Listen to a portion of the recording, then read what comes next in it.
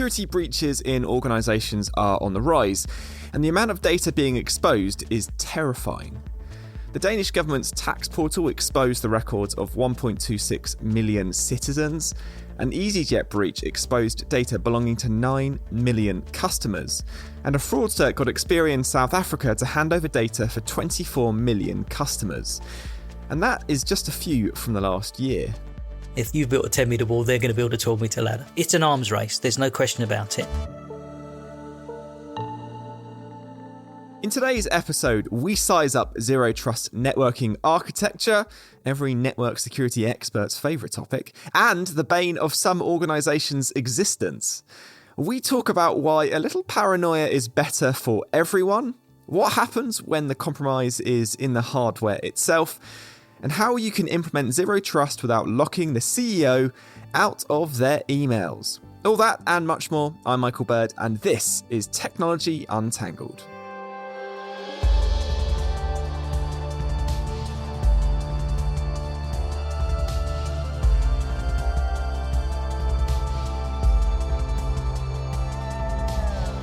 For as long as we've been using computers, we've been trying to think of ways to keep intruders out. And for well over a decade, networking experts have been singing the praises of a little thing called zero trust. So zero trust is moving from a position whereby you would trust things that were on the corporate network to one whereby anything that's on the corporate network should be treated as being hostile and therefore not trusted. The first thing to understand is that zero trust isn't a tool. This is a framework or an approach to network security. And quite simply, as a default, you trust nobody or no thing. Now, you might be thinking, that all sounds a bit over the top. Who's going to want to hack us? But if recent events have taught us anything, it's that nobody is safe. To hear why, I called up Josephine Wolff. I'm Josephine Wolff. I'm an assistant professor of cybersecurity policy at the Fletcher School of Law and Diplomacy at Tufts University. And I work on issues of cybersecurity and digital privacy policy and regulation. If you've been too busy recently, what with homeschooling, PE with Joe Wicks, making your own sourdough starter, and binging on Tiger King, then you might have missed what we're now considering to be one of the biggest security breaches that we've ever heard about. The SolarWinds compromise. So the SolarWinds compromise begins with this company, SolarWinds, that provides software to other companies and organizations. And in particular, one of the types of software they provide is this security dashboard sort of monitoring tool that's called Orion. And like all software, they provide updates to it. So periodically, they'll publish for all of their customers some code that they want their customers to download and install to update their products. And the update server that SolarWinds maintained, which held all of these pieces of code that they were asking their customers to download, got compromised by outside actors who were able to upload a fake update. So the Orion update that went out to all of the SolarWinds customers included this code that actually created a backdoor in all of their customers' systems who downloaded it so that intruders could get in and get access to those networks. The first organisation to realise they had been compromised was security company FireEye. Once they traced the problem back to the software update, they put out a public announcement to warn their clients and other organisations who may have been affected. And the victims snowballed, from private companies to organisations at the highest echelons of government. This was a big one. It's really not just the organizations that were direct customers and clients of SolarWinds, right? Those are sort of the first order victims. But once the adversaries had gotten into some of those organizations' computer networks, they then started trying to root around and find ways they could get into other organizations. So for instance, we know they got into FireEye and they were looking around to steal some stuff that they might use to access the computer networks of FireEye clients. We know they got into Microsoft and we're trying to do something similar there. So I think it's still very much an open question, sort of how many jumps or how many different organizations were sort of hit by this and in what direction and what pathways. This compromise is known as a supply chain attack, which is a vulnerability that's entering your system from a third party. It happens before you're responsible for it, and before you're even monitoring it. And so in this case, right, we think of SolarWinds as the supplier. They're the ones who are providing the software to thousands of customers, and they get compromised. They don't realize it at the time. They then pass all of that compromised software onto their customers. And so the customers who have sort of done whatever their vetting process is to decide, like, we trust this company, we think their security practices are good, take that update, accept it as having been vetted, having, come from a trusted supplier, and install it in their systems. And so it's a supply chain attack in the sense that it wasn't that somebody sort of went directly to the Department of Homeland Security systems or the Microsoft computer systems and found a vulnerability there and got in that way. It came in from a party that those organizations believed was a trusted vendor, and therefore was sort of much harder for them to detect in a lot of ways. A high-profile attack that hit the likes of Homeland Security. Interesting. Who would do such a thing? So the sort of U.S. government consensus seems to be that it's the Russian Foreign Intelligence Service, and that's certainly kind of been the accepted attribution within the United States. There hasn't been a whole lot of detail published about why exactly we think that or how we know that, but it's certainly sort of what the US government has been saying and responding to. Once the hackers were within the victims' organisation's systems, they were able to authenticate themselves by forging digital certificates, and then go around as they please, looking at whatever they wanted. Emails from the US Department of Commerce and info about Microsoft services were some of their chosen reading material. Josephine says there are a few factors that make this attack quite unlike anything we've seen before. I think one of the things that's really scary about this as a compromise is that there's not a clear fix. So often when we think about some of the sort of large-scale cybersecurity incidents, there's either a very particular vulnerability that you're dealing with. So something like the Heartbleed incident from a few years ago, you sort of have a very clear mission of like, okay, we need to patch this thing. Or there's a very sort of targeted victim set. So if we think about like the Office of Personnel Management breach for the US government a few years ago, that was a big deal. There was a lot of data stolen, but it was fairly contained. We had a sense of, this is what was taken and now it's done, and could wrap our heads around it perhaps a little better. And when I say I think this is going to sort of take years to understand and years to remediate, part of that is the uncertainty of who was hit and how, right? And just sort of investigating that and figuring that out is going to take a long time.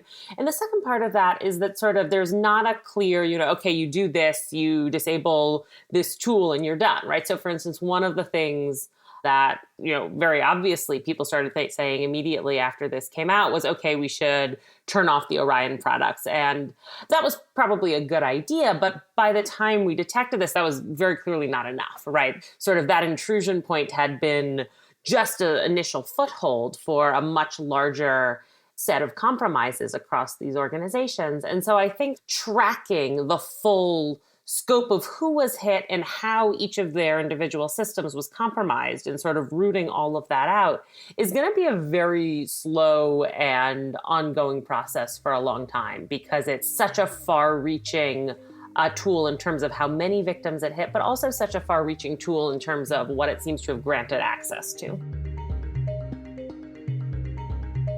Scary stuff. And we're going to be coming back to this later on. It's clear that cybercriminals are becoming much more ambitious. And that's one of the reasons the Trust Nobody approach has gained traction. But there are others. Over the past 20 years, the way we network our architectures hasn't really changed. But what has changed is where we use them and with what. Here's Simon Wilson, CTO for Aruba in the UK and Ireland. If you think about the early days of networks, simply because you were in an office at a certain location meant that you were given the level of trust that location would afford. So if I was in the finance department, I'd be given the same level of trust as a finance user, at least to the network itself. If I was in a guest part of the building, maybe I'd get guest access. But, just because you're in a part of the building doesn't mean to say you are who you say you are.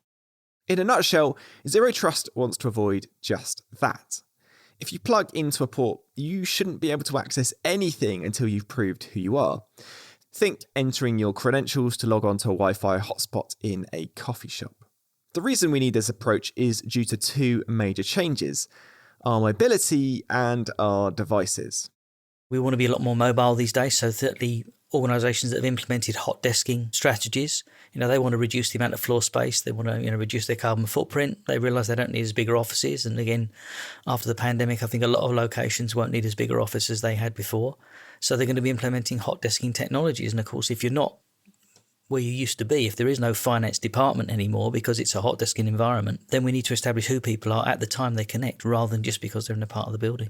We used to have that allocated device that we would use. Now we're being increasingly allowed or even encouraged to use our own personal devices, right? It's good for us because we get a choice. But it's also sometimes good for the organisation as well because, again, helps with employee retention. You use the device you want to use. And, of course, it saves money as well because they don't have to buy the thing. Perimeter-based security is out of the window. After all, the edge isn't where it used to be. To mitigate the problems of dispersed workers accessing the network on their own devices, we need to implement zero trust policies. But what does that look like in practice?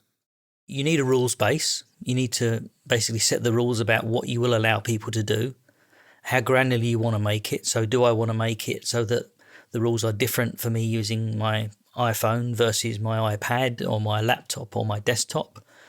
Is it going to be different if I'm on my wired home network or a wireless home network or at a coffee shop? Is it going to be different if I'm running my personal device that doesn't have some kind of mobile device management software like Mobile Iron maybe on it? Will I change the level of access I'm giving people if I'm running a certain version of the operating system? In other words, if I decide on my personal device I don't want to upgrade to the latest OS, the latest iOS version or Android version, does that change what I should be allowed to do? Are you going to be concerned about the other applications on that particular device? Because maybe, the mix of applications, potentially some of those are not necessarily known to be safe and they could potentially pose a risk. So you have to have a set of rules about who, what, where, when and why is going to access. Then, of course, you need a policy engine to implement that, which is basically taking that rules base and combining that into creating a policy. So we can create a different policy for me at home with my personal device or me in the office with the office device and anywhere in between.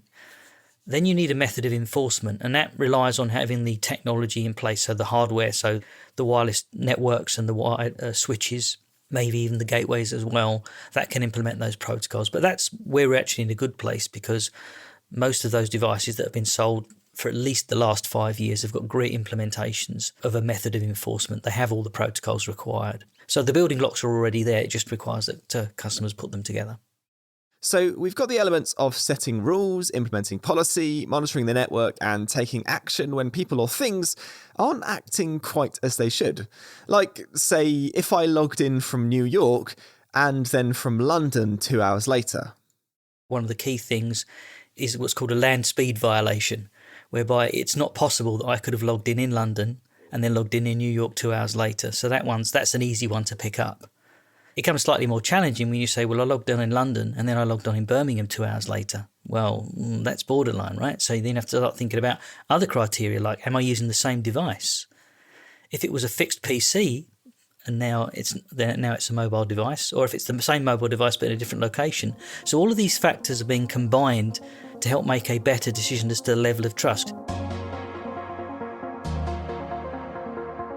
Thankfully, a lot of the activity on our networks can be monitored automatically with tools that flag up any activity outside of the rules and protocols that we've established.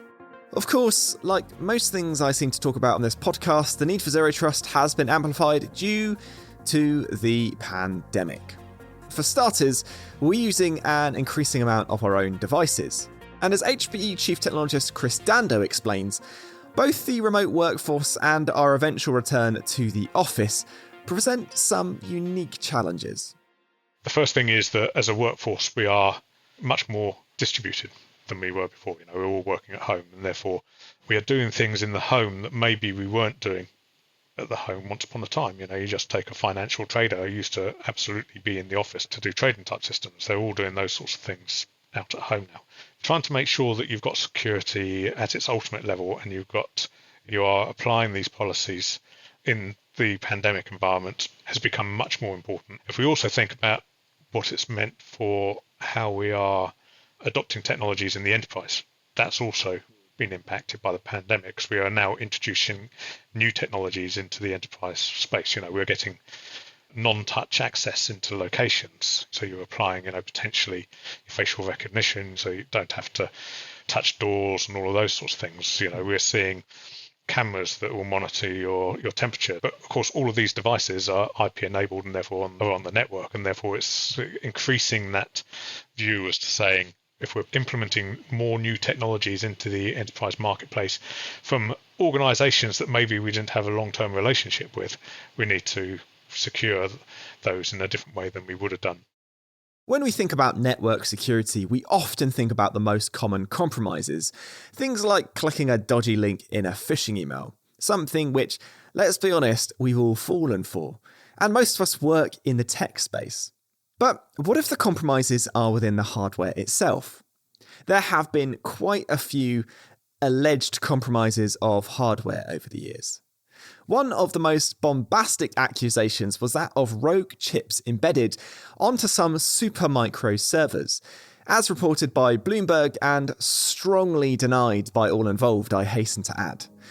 Whether it happened or not, the concept serves up some interesting takeaways for Chris Dando around trust in our hardware supply chain.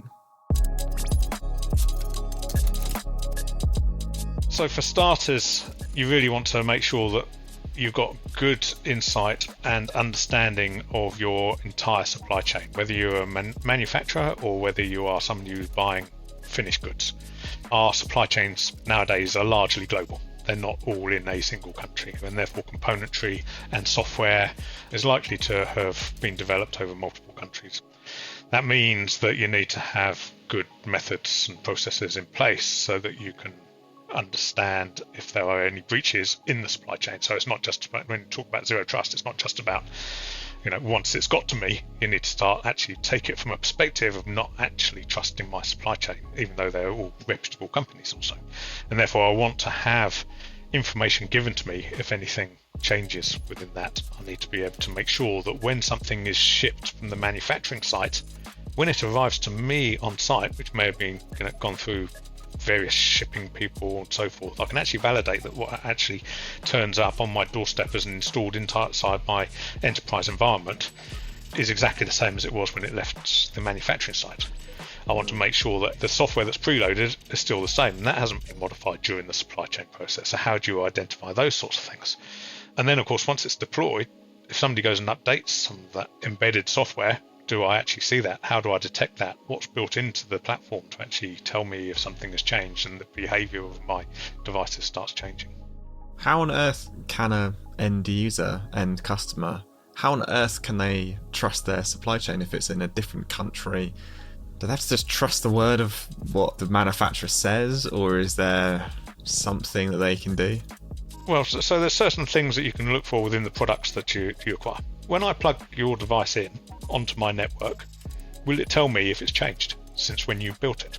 If I think about when it's actually deployed in my environment, can I validate that the software update that I load onto the hardware is actually the one that you as a supplier released, or has it been changed? So does it have a fingerprint, a signature on it that actually says this has actually come from you and is a valid piece of software rather than a corrupted piece of software?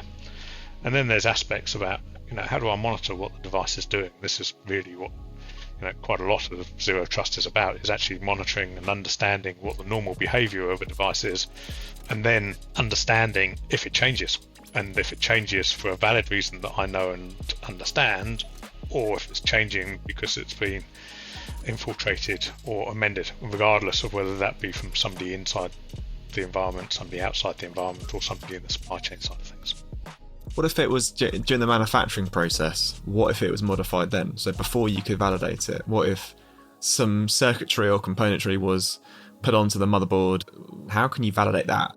So part of that comes down to the firmware. So if you've got something that's on a motherboard inside the computer and so forth, then for that to work, then it's got to have something that enables it to operate. So it's got to be being spoken to by the firmware, the BIOS, some piece of software. Theoretically, then an operating system of some sort needs to run on it.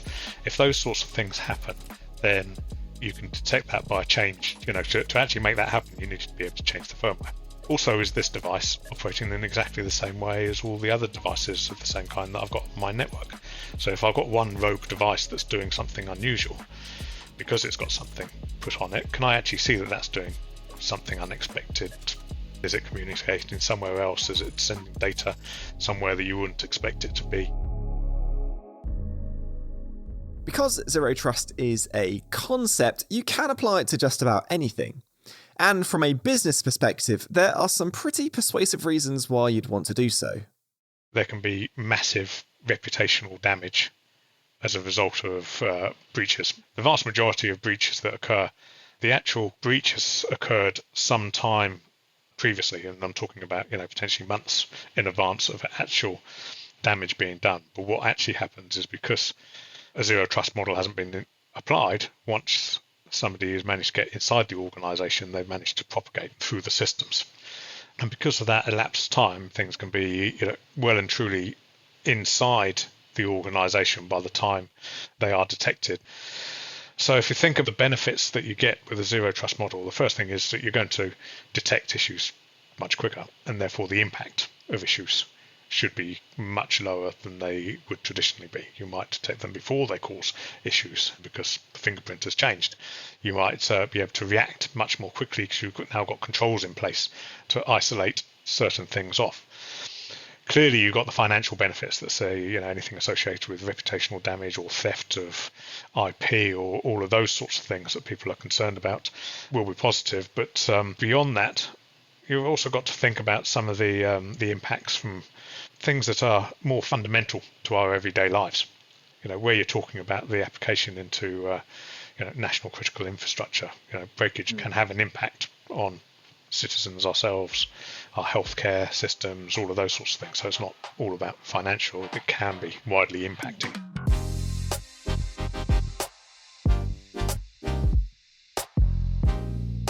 Okay, so it seems pretty cut and dry. If you want to protect your organisation, then Zero Trust is the way to go. However, a lot of organisations run into trouble during the implementation stage. I asked Simon Wilson why that's the case. It can be complicated. A lot of the security tools that we do use today, the protocols, things like 802.1x, these have been available for many, many years, even though companies still today are not necessarily implementing them on their wired devices, and it's because it can be complicated. I think there has been too much of a fear that you can accidentally lock people out, particularly the executive level. And as a result of that, some organisations have been reluctant to implement these kind of security protocols to deliver this kind of Zero Trust. Plus, I guess, sometimes you don't think that it's going to happen to you. So as a result of having fairly strong security on the building, strong door controls inside the building where departments of people go, maybe people thought, well, actually, you don't actually need it on the network. And if it's complicated and difficult to do, and maybe they were sweating some legacy assets as well, that can be a challenge because, again, even though the protocols have been around for a while, they've not necessarily been robust and easy to implement for all of that period of time. But certainly today, if you're using the latest hardware technology, it should be fairly easy to implement and they should be doing it. By now, the tools to implement Zero Trust are established and mature. And you'd hope so. The term was actually coined back in 1994. But does all this extra security mean lots of extra hassle for the end user?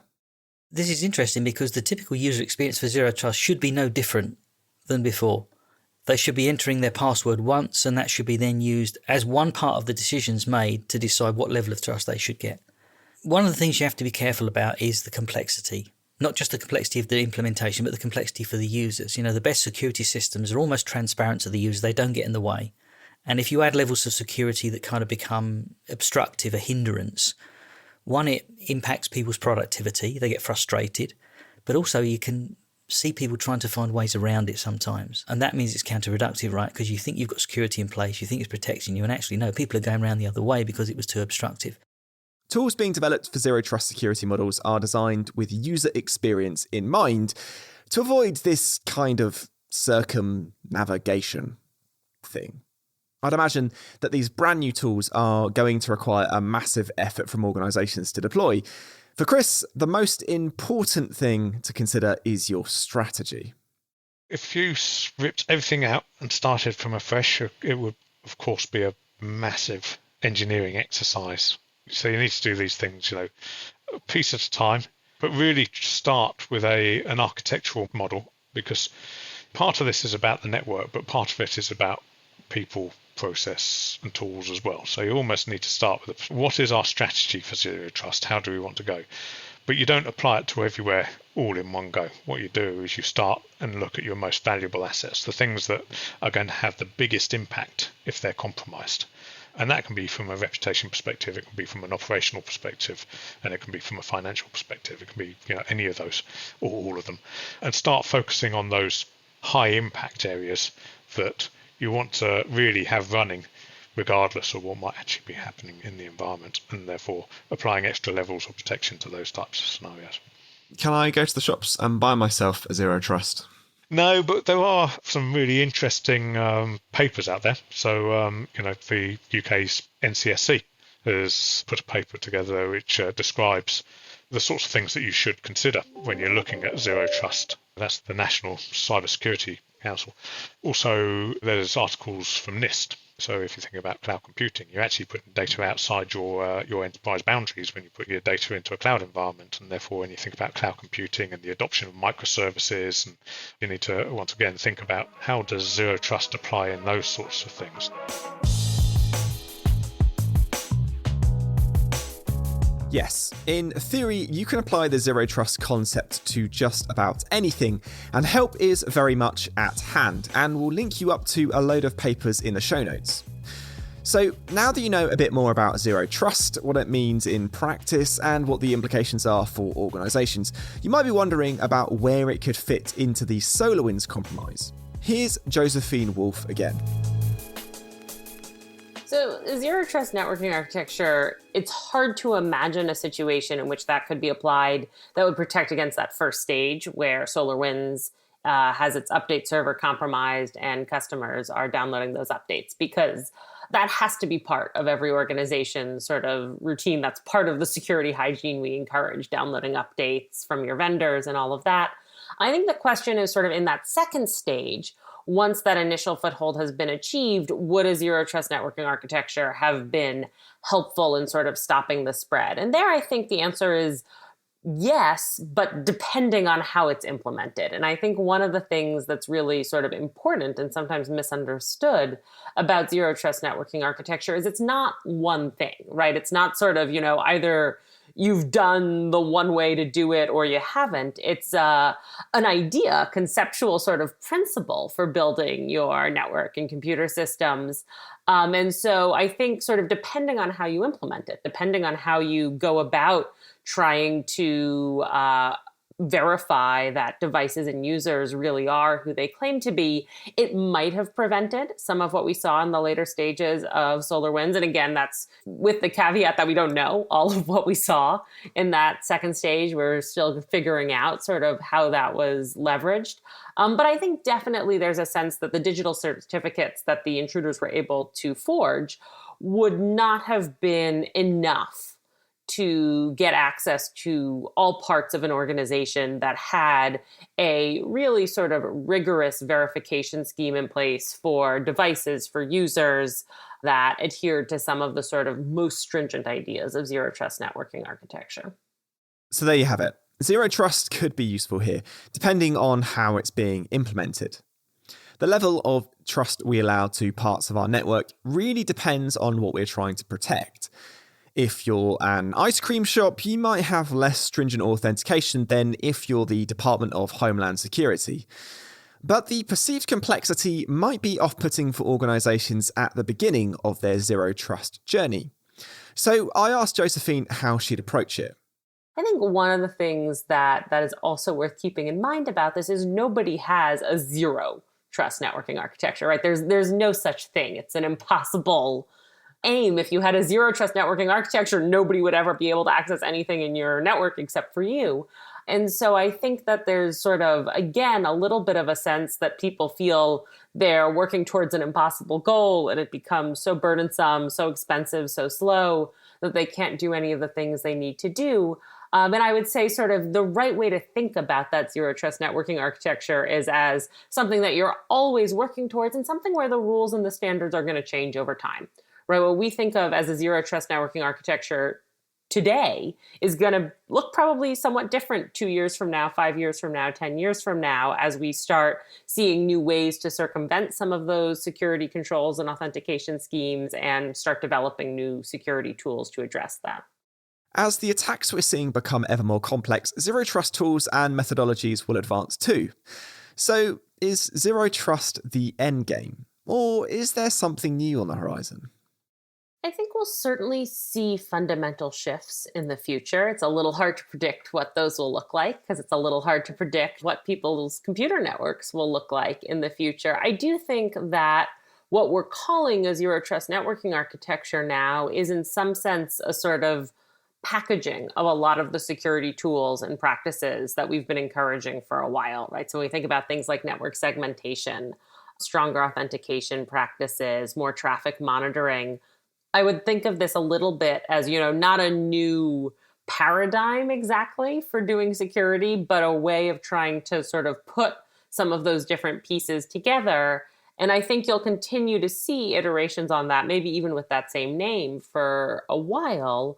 But the actual sort of technical implementation of what it is we're trying to protect against and how that works will certainly shift over time. The tools and implementation for zero trust might change over time, but the message remains the same.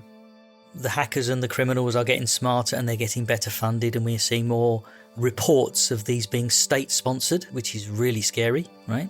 Because they have big budgets. If the hackers build the 10-metre ladder, we need to build a 12-metre wall. And we know that by building that 12-metre wall, they're going to go and build themselves a 14-metre ladder. So despite a little complexity in implementation, zero trust networking architecture is the best chance that we've got.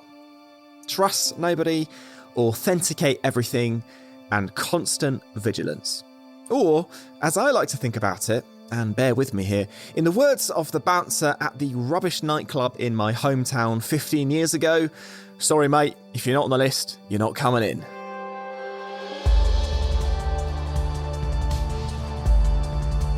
You have been listening to Technology Untangled. I'm your host, Michael Bird, and a huge thanks to today's guests, Chris Dando, Simon Wilson, and Josephine Wolff. And you can find more about some of the stuff that we talked about in today's episode in the show notes. This episode was written, produced, and edited by Isabel Pollard, with sound design and mixing by Alex Bennett, and production support from Harry Morton, Alex Podmore, and Tom Clark. Technology Untangled is a Lower Street production for Hewlett-Packard Enterprise. Thank you so much for tuning in, and we'll see you next time.